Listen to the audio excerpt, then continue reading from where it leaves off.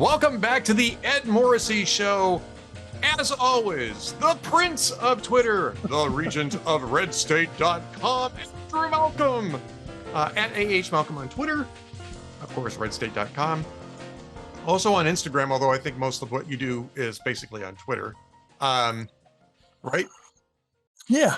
Yes, it is. Almost everything, I think. Yeah. Yeah. All right. So it's either Twitter or X, or RedState.com. It's been a rough few days, I think, for those of us in the media and politics field. Charlie Kirk was assassinated really the day after we did our last podcast, right? I mean, it was the next day, and kind of going through it for the last several days here. What are your thoughts on this? Well, of course, it's tragic. Something like this felt inevitable, and sadly, the feeling was accurate. After 2 attempts on Trump, it's just, I mean, thank God he missed it. Can you imagine the state of the country if something had happened to him at Butler? I mean, besides the anger, we'd have had the other ticket. But it's one of those events, and this is, I know we're going to talk about the column, but in the column, I mentioned that it might have seemed like a rant, but it wasn't, or cynical, but it wasn't, because after 6 decades of observing and writing about these things, I just get sick and tired and angry that we're not really addressing the issue. I mean, people are going to argue about the rhetoric and who said what when. It's mental health. I mean, bottom line, it's mental health, but it's such an awkward thing that you don't talk about it. Nobody faces the issue. Most of the violent shootings, and it seems like we're finding out about this one now, most of the violent shooters gave signs beforehand that they were going to do something. And the people around them, or even the police, they didn't do anything. They denied their fear. These people have even talked about it. And, remember the Parkland school shooter? He had 69 documented incidents of violence and violent threats. And he was still out walking around shooting neighbors' pets. Yeah. And the police knew about him. The school expelled him. He had been in mental health counseling, but the law says, well, you can only keep them 48 hours. You can hardly spell their name in 48 hours when you're dealing with mental health. But this is such a tender issue. Now, back in the 80s, I wrote about the right to die and people choosing to die.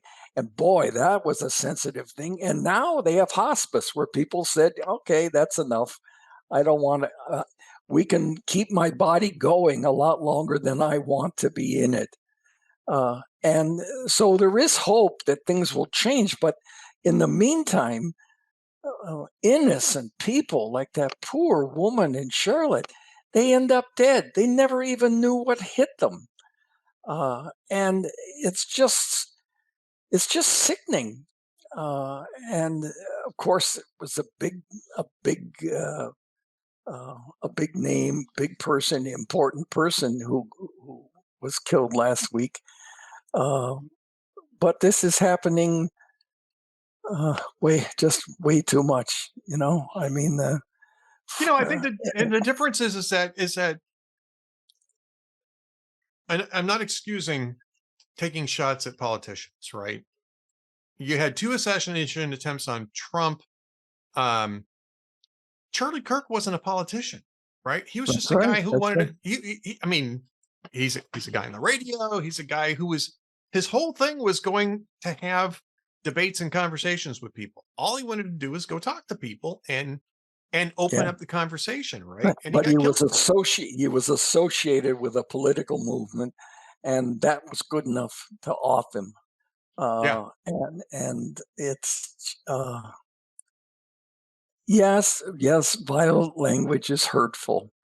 Calling people Nazis. I mean, there's few things more ridiculous. Schumer calling people Nazis. It's just ridiculous. It indicates. I mean, Schumer's Jewish, and he's calling Trump Nazi. Come on, get serious. That shows he doesn't even know what a Nazi is. It's just. But that's not the reason that people get killed. People get killed because they're sick in the head. I'm sorry, but you put it that way.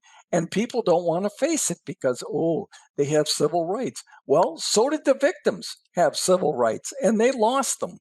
And nobody can get them, and nobody can get them back. So if there's the slightest suspicion, people ought to be sequestered and analyzed, and you can't do that in 48 hours. It's just too risky to have them out on the street. That guy in Charlotte, he had 14 arrests, most of them violent, and the judge let him out. Well, he's a black man. Without bail. Without bail. Yeah. No bail. He's a black man, so he gets a second chance. But the poor immigrant who was working the night shift to try to make a new life in America, she didn't get a second chance. So, if I was that newspaper there, I would be going back and finding out all of the judges that let that guy out and publishing their names. If he was in court and he said someone, he couldn't identify who it was, gave him something that controls his actions. Yeah, he's something in his body. He's got something in his body that is controlling his actions. It's controlling his actions. So he got charged with misuse of 911. Yeah. So that if it doesn't take a legal scholar, if someone tells you that they were led to do something by a stranger putting something in their body, to me, that's a pretty good sign that cuckoo. Let's study this guy some more, because we can't have him out on the street.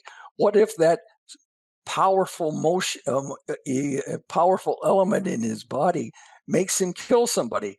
And it did. And she's dead. I mean, it's just a 23-year-old beautiful woman escaped the war in Ukraine to come here and build a new life in peace. It's just awful. It makes you sick. And there's a lot of things that make us sick these days. But when we can do something, instead of saying, let's have a national conversation. No, national conversations don't do anything. They just don't do anything except talk. And we don't know how to listen to each other anymore. What was it that you said? I said national conversations don't work because they're just talking. No, I'm kidding around. I'm sorry. I'm kidding around. I said it. Oh, yeah, duh. Malcolm missed that one.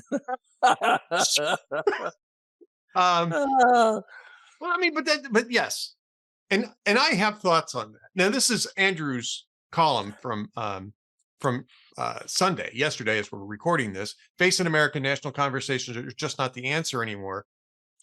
And I have two thoughts about this. First off, you're absolutely right. But I have two thoughts as to why that is. Number one, these were never conversations. These were lectures from one side, right? Yeah. It was always the left that wanted to have a conversation about race, a conversation about, sexuality, a conversation. Basically, the conversation was, this is the way we want it, and shut up.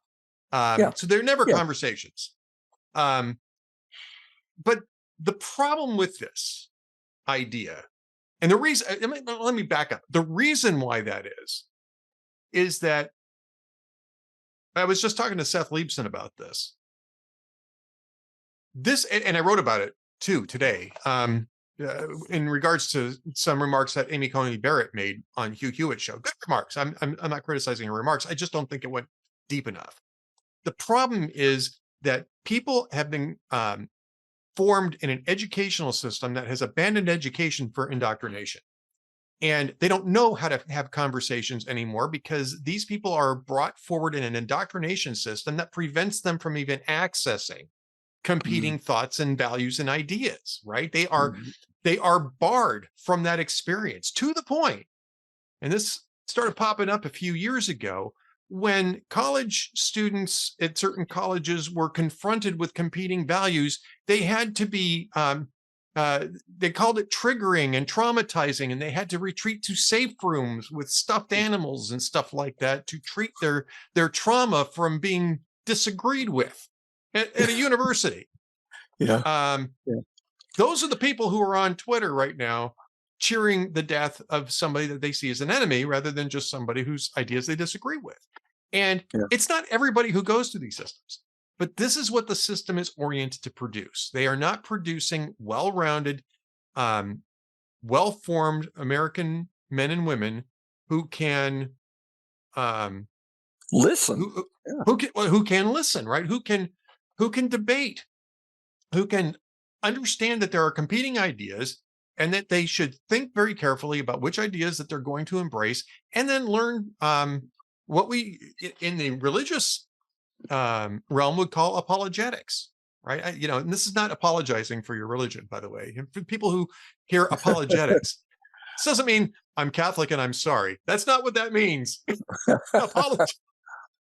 Now, maybe I'm sorry is actually a pretty fundamental part of Christianity and Catholicism. We are supposed to do this on a fairly regular basis by going to the priest and going, here's my laundry list of things that I am sorry for right now.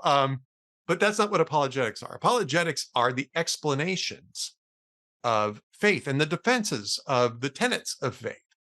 And so if you're formed in that sense, then you learn to encounter other points of view. This is a key part of evangelism. I would argue for any religion, but Christianity, Catholicism particularly. You have to make yourself aware of the competing arguments, the competing values, and you have to present a well-rounded and appealing argument to contradict them or to defend your own tenets and values. And I will say this, most Catholics don't know how to do that either. Most Christians don't know how to do that either, because most of them aren't really called to do it. But I would argue that the education system in the United States over the last 60 years, and particularly maybe the last 30, is forming people exactly the opposite of being able to have those skills. They don't have those skills. Those skills are not rewarded. Anybody who brings in a contradictory thought into those environments is quashed pretty heavily, to the point where parents are just simply removing their children from these school systems and either homeschooling them or sending them to private schools that will give them an education rather than an indoctrination. So this is a reason why we have this. And at the end of my long rant, I'm going to hand it back to you. You tell me where I'm wrong and see if you were listening. I'm checking to see if you were listening. You're not wrong at all. I agree with you 100%. My education, it wasn't religious, but when I was in journalism school and during the 60s, for instance, in critical writing, was teaching us to write thoughtfully, not just rotely, which is what's doing today. And so the assignment, I thought this was so clever. The assignment was to go and review something, a movie, a play. I picked a play, an orchestra, whatever. And most people wrote a critical review of whatever it was, because those are easier to pick things apart. And more fun. Let's face it, and more fun. Yeah. And so you turned in the papers, he graded them and gave them back. And the next assignment was to write a review exactly the opposite of the one that he just graded. Yeah. And that forced us to think another way. And that was routine that was journalism school, and that was routine, that you had to think, well, now what am I missing? Why is this person telling me this? How can I check this? It was all critical thinking. And you're right, Ed. Sadly, we're not getting it. We're not getting history either. No, we're not getting history. We're not getting Western civilization. We're not getting foundational values from Western civilization because they've dumped that from education. You're not getting the classical education. You know, a while back, I wrote a review of a movie that had been out for 19 years called The Emperor's Club, which was, I think, a misunderstood film. It was marketed badly. I'll put it that way. Starred Kevin Kline, and it was really about. It was based on a short story called "The Palace Thief," which was a pretty. Is actually kind of a very good short story, but it wasn't or novella really closer to. But it was pretty depressing. I'll just say that the movie they had to dress it up a little bit for the movie and turn it into sort of a celebration of great teachers sort of thing. The short story was a lot more cynical, but it was really about the undermining of classical education by contemporary values, right? For people who want to manipulate things. There's lots of different layers to this movie. It's a really good movie. Anybody who hasn't seen it or didn't read my essay on it, this is 2 or 3 years ago. I wrote it, and people were writing in the comments, "Why are you writing about this? Are you bored? Slow news day?" But I was like, no. Well, yes, but no. Yes, I am bored. Yes, today was a slow news day. Still, I have a point to make here. And the point is that we're moving away from all of the things, all of the values, all of the structure that got us to where we're at or where we had arrived at, to basically let the Goths into Rome and destroy it. I mean, and that's kind of the point of the movie. It's really the point of the short story, and to a certain extent the point of the movie as well. Really good movie. I want to talk a little bit about the media reaction to this, though. Because did you see that the Washington Post fired one of their editors either yesterday or today? Karen Attiah. Karen Attiah went on. She went on her martyrdom tour on social media. She launched her own Substack, and I mean, she's got a picture of herself. I'm assuming it's Photoshop because I think it would have been dangerous to actually do this. But she's holding up a rolled up Washington Post that's on fire. She's got a flower in her mouth, and she's standing in front of she's posed in front of the facade of the Washington Post. It's Photoshop, but not a bad one either, by the way. What is she murdered about? She was fired because she was arguing that Charlie Kirk was basically awful and that we shouldn't be outraged over his death. It was like, well, I'm not saying that violence is good, but right, Charlie was awful. He was a bigot. He was this. And what happened was you had to dig way down into the Substack to see her Blue Sky post where she supposedly quoted something that Charlie had said that said basically that Black women were intellectually inferior. Now, I'm not putting that in quotes because that wasn't exactly what was said, but she claimed that that was his argument, and she put it in quotes, in quotations, right? So that it was literally something Charlie said, and she said in his own words. Well, when you go check it out, that wasn't what he was saying. He was talking about Sheila Jackson Lee, Joy Reid, Michelle Obama to a lesser extent, and forget the fourth one. It'll come to me, but it was 4 women that he mentioned in this as being obvious beneficiaries of affirmative action, and that Ketanji Brown Jackson was the 4th, and who weren't really up to the jobs that they were holding, and you could tell that based on based on their public interactions. And now you can disagree with that, and that's fine, right? You can even say that that's kind of a nasty argument, and your mileage may vary on that. but he said something different than what she reported. She saw what she wanted to see. Yeah. Well, I wouldn't even give her that much credit. I think she deliberately did it so she could make her argument. I think she deliberately changed the quote so she could make her argument and strip the context out of it of talking about these 4 people in particular. And I dug it up. I dug up the actual clip from the radio show because he was on Salem Radio when he made that argument, and there's video of it, and it's very clear he's talking about particularly Sheila Jackson Lee. There's a clip of Sheila Jackson Lee talking about how she is bragging that she was affirmative action, and Joy Reid bragging that she was affirmative action. That's and that's great because otherwise I wouldn't have got to where I was at. And he was like, "Yeah, that's my point." Yeah. And so she got fired, and she's claiming now martyrdom, journalistic martyrdom. I was just speaking truth to power and patriarchy. She was an editor there? She was an editor. Karen Attia. Yeah, she was one of the editors of the opinion pages. And I guess she was there for 11 years. So they fired her. Jeff Bezos fired her. And she's all over social media today claiming martyrdom. And a lot of people are pointing out, yeah, you lied. And they caught you lying. And actually, I'm shocked that the Washington Post even cared. Yeah. I was actually pleasantly surprised that there were consequences for this action. And this is the thing. It's what, you can say whatever you want to say, but when you're operating in a free market and you've got employers and clients and you say stuff that's crazy. With an internet. Oh. Yeah.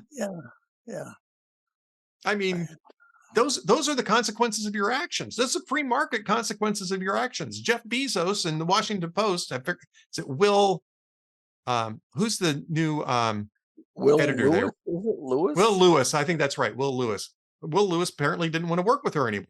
Well, okay. That's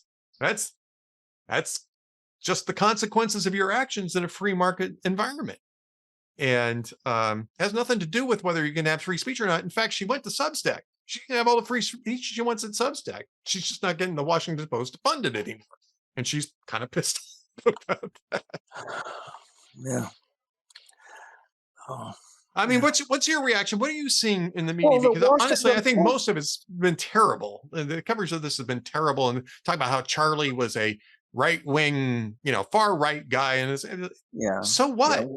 All he was doing was trying to have a debate with people on college campuses, and they killed him for it. I mean, what does it matter? Well, right wing that's a code word in the mainstream media for extremist, and it isn't.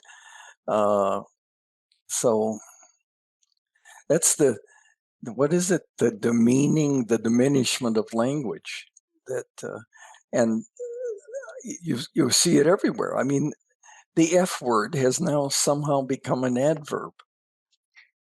I mean, to emphasize is something is effing bad. Well, how did that happen? And how did somebody get into? I don't know what her education is, but how did this woman get into an editorial position on the Washington Post, which was once the paragon of journalistic valor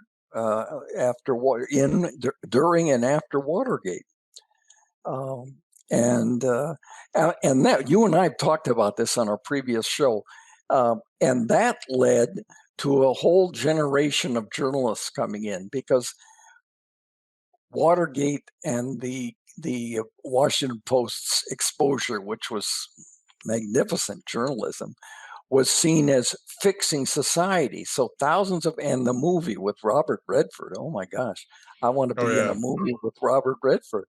So that became, I want to get into journalism to fix society, and therefore anything is okay to fix society for the greater good. So you can change quotes, you can call somebody names, you can be an extremist because you're fixing society. And that's not what journalism is. It's not what journalism was when I practiced it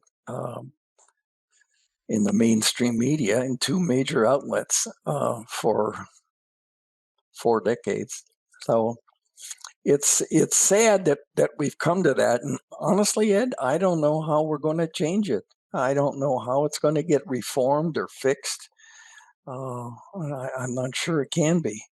But we're stuck with this polluted journalism, presenting selected values, distorted quotes, and people taking it as fact. It's just, the New York Times had a story last night that, or maybe it was over the weekend, that Trump said he wasn't going to impose any more sanctions on Russia until Europe did. But that wasn't his whole argument. And if you went and looked at the video, as I did, of Trump's talking at the airport, he said so much more and so much more balanced and thoughtful.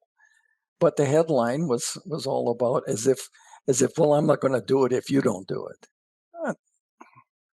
That's not journalism, and that isn't the New York Times that I worked for 26 years. Yeah. By the way, speaking of which, here's a great example of what I'm talking about. The Hollywood Reporter yesterday had a headline out. Let me read the headline. MAGA blames South Park for Charlie Kirk's assassination as Comedy Central pulls episode. Now, you and I are pretty much terminally online. You're Prince of Twitter. Have you heard anyone suggest that South Park in any way inspired or had a connection to Charlie Kirk's assassination? Because it's the first I've even heard of the idea of this. And they quote Jesse. Yeah, they quote Jesse Kelly on this.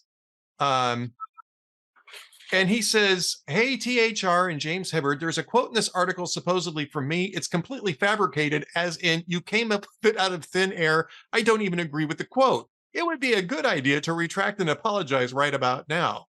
And so they didn't retract, they didn't apologize, but the author, the reporter, James Hibbard, says, I added a note to the story. An early version of this article cited and linked a major media outlet quoting multiple conservative figures criticizing South Park over Kirk's killing. These quotes were denied on social media, and that outlet has since deleted these quotes. Once made aware of it, THR followed suit. But the tweet's still up with the original headline. They haven't withdrawn it. Well, I see Melania Trump got an apology and a retraction from the Daily Beast, which tied her to the Epstein files somehow. And I mean, I guess that's the only way we're going to fix things is to come at them full bore with lawyers. And it doesn't seem subtle to me, but I guess it is in today's society. In the old days, which is when I was in mainstream journalism, you had time to do a story. You did a story in the daytime, or maybe you rushed at night, but you did a story. You had time to research it, to get the other side, and then you wrote it because you knew it was going to be lasting. It was going to come out in the morning in the newspapers, and millions of people were going to read it, hopefully, or thousands anyway. And it could be judged against the competition. So you wanted to have the most full story possible, comprehensive. Okay. Now that's not the criteria. The criteria is, will it get clicks? And will it get clicks? Well, balanced, nuanced doesn't get the clicks that he's a Nazi does. And that's where the priorities have come online, where or television even, where people are getting their news. And so they're getting distorted. They're hearing something, like I just mentioned in the New York Times, that wasn't fully framed, properly framed, and they're taking that as reality. Well, it isn't anymore, or accurate reality. It isn't. And that's a real problem because it's pollution. And it's hard to get all the plastic out of the ocean, and it's hard to get all the crap out of the online environment. And I like online. I love it. The instantaneousness of it. It's wonderful. You can go anywhere with it instantly. But it puts more responsibility on the user than it used to be. It used to be you picked up the newspaper, and if it was a decent newspaper, you could trust what they said. And now you can't, because they're trying to fix things. Yeah. Because they are reporting narratives rather than facts. That's exact. There you go. That's it. Reporting narratives. Yeah. Yeah. All right. Yeah. Well, go read Andrew's excellent column. Face It, America, National Conversations are just not the answer anymore because nobody's listening. I'm not even listening to myself. What did I just say? I don't remember. What you know what that means? I don't know. Hell knows what I'm saying. But that does bring us to the jokes of the week. I don't know if you've got one. I got nothing on this week. All right. I got one because we have to let people off with, some sort of lighthearted tone. Yeah. So I've got one for you. This is from jokesoftheday.net. I love that website. Go there all the time for mildly ribald humor. And this is one of those occasions here, Andrew. Man returns from the doctor and tells his wife that the doctor told him he's got only 24 hours to live. And given this prognosis, he asks his wife, "Hey, let's have sex. I've only got, a day. Let's have sex." So she says, "Oh, sure, of course." So they make love. About 6 hours later, the husband goes to his wife and says, "I've only got 18 hours left. Can we go another time?" She says, "Oh, okay." So they do it again. Later, gets into bed and he's watching. He's looking at his watch and says, "I've only got about 10 hours left." He says, "Let's go one more time." So she says, "Well, all right." So they make love again, and then, a couple hours after that, man says, it's midnight now. I've got 6 hours left. Let's go just one more time. And she looks at him. She says, "I have to be up in the morning and you don't."